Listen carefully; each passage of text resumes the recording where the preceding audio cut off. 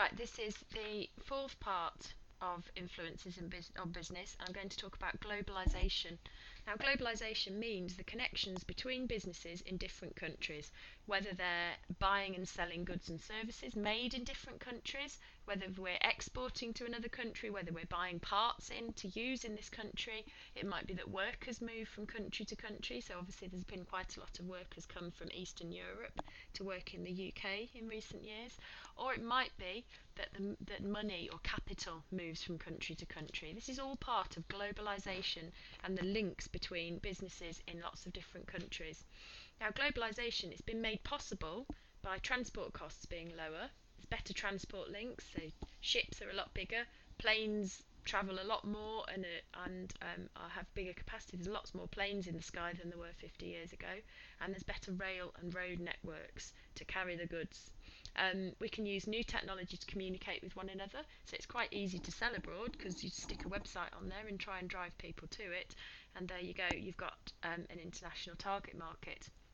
And also businesses can cooperate with one another using things like Skype and FaceTime, etc. And then there've been quite a lot of trade agreements in the last 50 years between countries. For example, the EU, the North America Free Trade Area. There's something in Southeast Asia where countries have agreed to cooperate to boost trade between those countries, where they remove tariffs and barriers to trade. Now, a multinational company is a business that operates in more than one country, and I've mentioned before it's things like Google, Starbucks, Facebook, Amazon, businesses that we use on a regular basis, Coca-Cola, Kellogg's, all of those are multinational companies. And the advantages are that they can increase sales as a much larger target market for them. It spreads risk, so if sales in one country start to drop off because that economy is not going so well, then the multinational can sell more in a country where the economy is growing.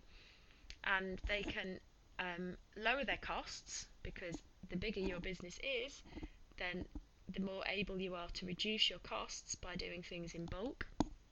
And then what some of these multinationals are doing as well is moving capital, so money, out of one country where it's made that money into another country, and therefore paying less tax, so they can actually reduce the tax that they pay in particular countries. Now, a benefit to the country that's got the multinationals in it, so what does Britain get out of having multinational companies? Well, places like Starbucks create jobs. Therefore, more people are employed, they've got more money to spend, so that's higher consumer incomes, and obviously that boosts our economy. Those employees are paying taxes to the government, so that's good for the government. Think about those stakeholders. And think about Amazon coming in with lots of low-priced goods. It means there's more competition in the marketplace, and that means it's lower prices for us.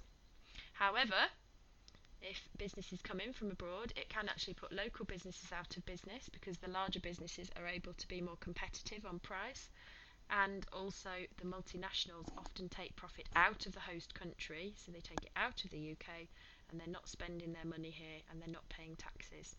Now, to expand abroad, a business can, it can be as little as getting somebody to make parts for you in another country because it's cheaper, or outsourcing your call centre.